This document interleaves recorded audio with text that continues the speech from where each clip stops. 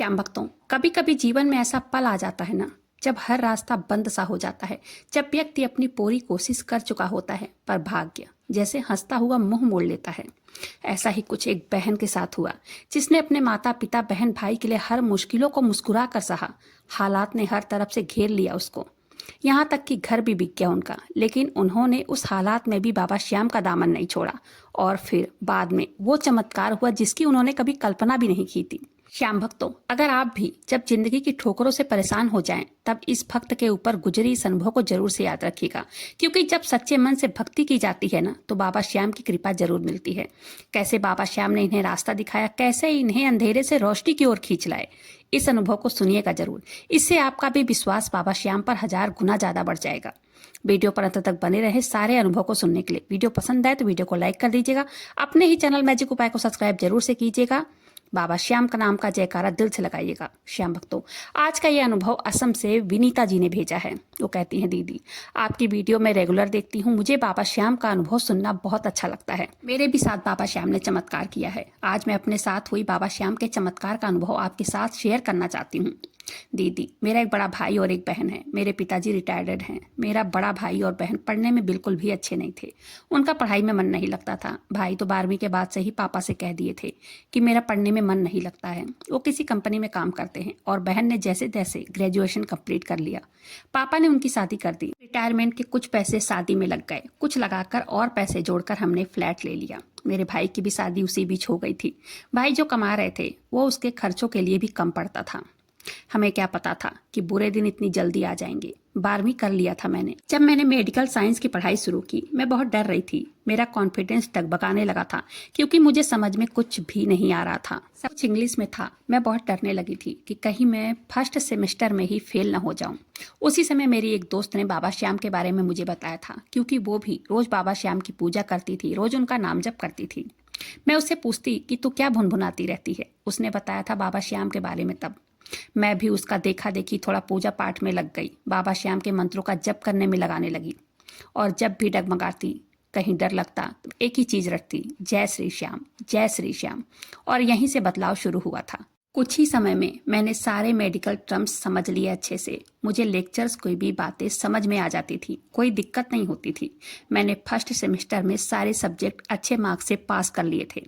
मेरी सारी फ्रेंडें चौंक गई। कई क्लासमेट तो यकीन नहीं कर पा रहे थे, क्योंकि मैंने सारे सब्जेक्ट्स में अच्छे नंबर ले लिए थे। मैं मन ही मन अपने बाबा श्याम को धन्यवाद करती। मेडिकल कॉलेज की पूरी जर्नी मेरे बाबा श्याम हमेशा मेरे साथ रहे हैं। मेरे घर की आर्थिक स्थिति ठीक नहीं थी। मेरे पेरेंट्स मेरे MBBS की पढ़ाई का खर्चा उठाने में असमर्थ थे। मेरे पिताजी ने हमारा एक घर एक बिल्डर के पास गिरवी रख दिया।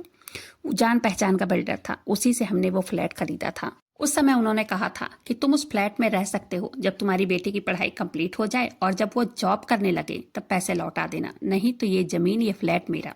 हम बहुत खुश थे कि इतना बड़ा दानी कभी कभी और किस्मत से ही मिलता है। और मैंने भी एजुकेशन लोन लेकर पढ़ाई शुरू कर दी। लेकिन बुरा समय आने में टाइम कहाँ लगता है। मैं अपने माता पिता के जीवन भर शुक्रगुजार रहूंगी, क्योंकि उन्होंने अपना सब कुछ मेरी पढ़ाई में लुटा दिया था। वो चाहते थे कि उनकी बेटी पढ़ने में अच्छी है, कुछ बन जाए, अपने पैरों पर खड़ी हो जाए, हमारे दुख के दिन खत्म हो जाए। ग्रेजुएशन कंप्लीट होने ही वाली थी। बैंक वाले घर पर आकर परेशान करने लगे थे कि काफी टाइम हो गया है, पैसे लौटाओ। गुजारा किसी तरह हो पा रहा था हमारा, लेकिन लोन चुकाने की स्थिति में हम बिल्कुल भी नहीं थे। और जिसके पास मेरे माता पिताजी ने अपनी फ्लैट गिरवी रखा था, उन्होंने भी हमें धोखा दे दिया। समय जब खराब होता है ना, तो चारों तरफ से खराब होता है। चुपचाप वही फ्लैट ज्यादा रकम में किसी और को उन्होंने बेच दिया था। और मेरे माता पिताजी पर प्रेशर डालने लगा था कि वो घर खाली कर दो, समय बहुत हो गया है, मुझे मेरा फ्लैट चाहिए, दूसरा घर देख लो। तब तक तो मैंने भी अपना ग्रेजुएशन कंप्लीट कर लिया था, और वो लोग बहुत प्रेशर बना रहे थे। घर पर आकर आदमी भेज रहे थे, धमका रहे थे, और खुद भी आकर धमकाते थे। ये बहन कहती हैं, दीदी वो समय हमारे लिए बहुत कठिन था। मैंने उन अंकल से कहा कि अंकल, हम लोग बहुत सीधे साधे लोग हैं, हमारे बुरे वक्त का फायदा आप मत उठाइए। आप अपनी जबान से मुकर रहे हैं। आपके और मेरे माता पिताजी के बीच यही तय हुआ था कि जब तक मेरी नौकरी नहीं लगती तब तक हम सब यहीं रहेंगे, लेकिन आपने धोखा दे दिया। ये बहुत गलत किया है आपने, भगवान से तो डरो आप।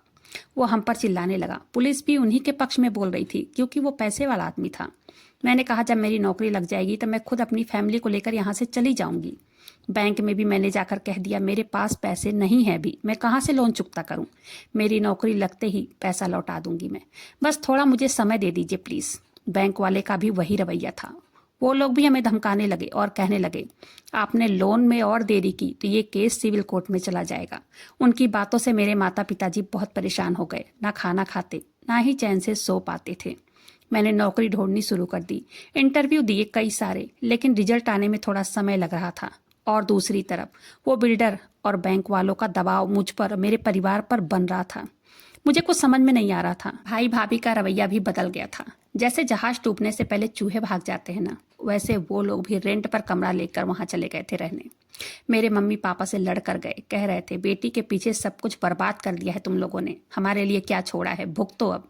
उन लोगों के रवैये ने मेरे माता पिता को अंदर से और तोड़ दिया। चारों तरफ से परेशानी हमारे सर पर खड़ी थी। मैं अंदर ही अंदर रोती, लेकिन अपने माता पिता के सामने स्ट्रांग रहती ताकि वो मुझे देखकर और न टूट जाए। मैं रोज बाबा श्याम की पूजा करती, रोज नाम जप करती। इसी बीच मुझे बाबा श्याम की अर्जी के बारे में पता चला था। मैंने बाबा श्याम की अर्जी लगाई और उनसे कहा, हे प्रभु, तुम तो अंतर्यामी हो, जगत पिता हो, हारे के सहारे हो, मेरी पुकार सुनो, मैं हार गई हूँ बाबा। मेरे माता पिता भी एकदम टूट चुके हैं। मेरे माता पिता के चेहरे पर मायूस साफ झलक रही थी। मैंने बाबा से कहा, बाबा मैं तुम्हारी भक्त हूँ, मैं कभी हार नहीं मानूंगी, मेरी सहायता करो, क्योंकि जब तक तुम साथ नहीं दोगे बाबा तब तक मैं कुछ नहीं कर सकती हूँ। ये कहती हैं मैंने एक साथ 2 अर्जी लगाई थी, एक कर्जों के लिए लगाई थी और एक लगाई थी नौकरी के लिए। रोज घुट घुट कर मर रही थी, लेकिन मैंने आस नहीं छोड़ी थी। मेरा विश्वास बिल्कुल भी नहीं डगमगाया था। मैं रोज अर्जी अपने मंदिर में रखती थी और रोज उनकी पूजा करती थी।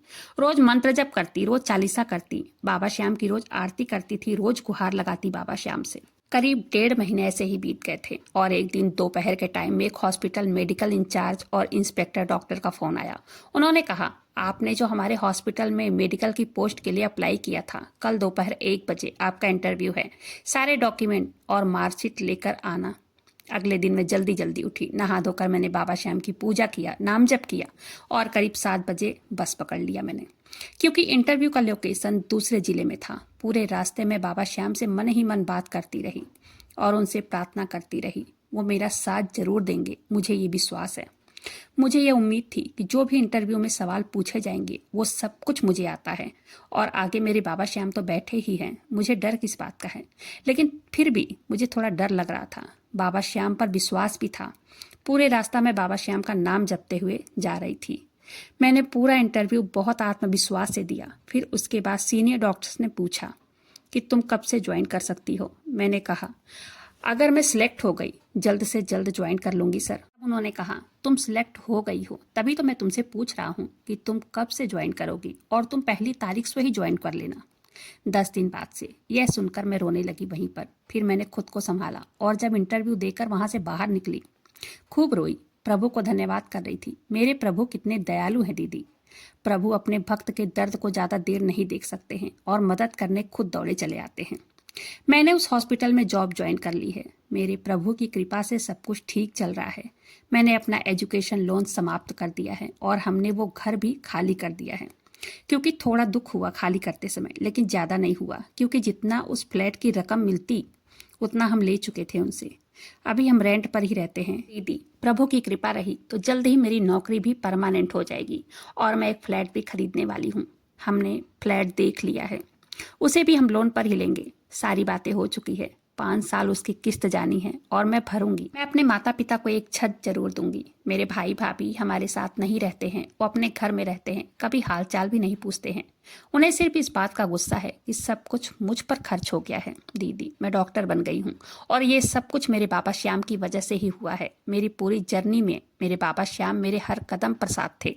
उन्होंने मेरा साथ दिया है। हमारे बाबा श्याम बहुत दयालु हैं, वो सबकी सुनते हैं। उनके दरबार में देर है, अंधेर नहीं है। जब भी मेरा मन करता है मैं उनके दरबार में जाती हूँ, अपनी फैमिली को लेकर दर्शन करती हूँ। ये बहन कहती हैं, दीदी जब आप बाबा श्याम के चरणों को पकड़ लेते हैं, जीवन में कैसी भी परिस्थिति क्यों ना आ जाए, खाटू वाले नैया पार जरूर ही लगा देते हैं। जीवन बदलता जरूर है। श्याम भक्तों, भक्ति कोई व्यापार नहीं होती, ये एक विश्वास की परख होती है। जब आप बाबा श्याम को सच्चे मन से पुकारोगे ना, वो खुद दौड़ कर आते हैं अपने भक्तों को संकटों से बाहर निकालने के लिए। इस बहन ने विश्वास रखा, बाबा श्याम पर विश्वास किया। भले ही हालात विपरीत थे इनके, लेकिन जब मन समर्पित हुआ तब बाबा श्याम की कृपा प्रवाहित हुई। विश्वास जीत गया, इनका सारा कर्ज उतर गया। कर्ज उतरने का अर्थ ये नहीं है केवल पैसों का हल नहीं होता है, बल्कि जीवन का बोझ हल्का होना भी होता है, क्योंकि जब विश्वास लौटता है तब भाग्य भी झुक जाता है। ये बहन कहती हैं, दीदी जब से मैं रोज पूजा पाठ नाम जप करना शुरू कर दी बाबा श्याम का, तब से बाबा श्याम के कई सारे संकेत मुझे मिले हैं। कभी सपनों में बाबा श्याम हंसते हुए दिख रहे हैं, कभी मैं खाटू धाम गई हूँ, कभी कभी तो उनके मंत्रों का जप मैंने किसी न किसी के मुंह से सुना है। ऐसे ऐसे संकेत मुझे मिलते रहते हैं। श्याम भक्तों, जब व्यक्ति का प्रभु के प्रति सच्चा भाव होता है ना, सफलता संभव है। जो भी व्यक्ति अपना पूरा 100% देता है, मेहनत करता है और प्रभु का दामन नहीं छोड़ता है, तो प्रभु भी उसके लिए 4 और नए रास्ते खोल देते हैं। वो भी ऐसे ऐसे तरीकों से ना, जिसकी कि आप कल्पना भी नहीं कर सकते हैं। इस बहन के साथ हुई चमत्कार की सत्य कहानी यहीं पर समाप्त होती है। वीडियो पसंद आए, वीडियो को लाइक कीजिएगा, अपने ही चैनल मैजिक उपाय को सब्सक्राइब फॉलो जरूर से कीजिएगा। मिलते हैं फिर ऐसे किसी वीडियो के साथ, तब तक के लिए जय श्री श्याम, हारे के सहारे की जय हो।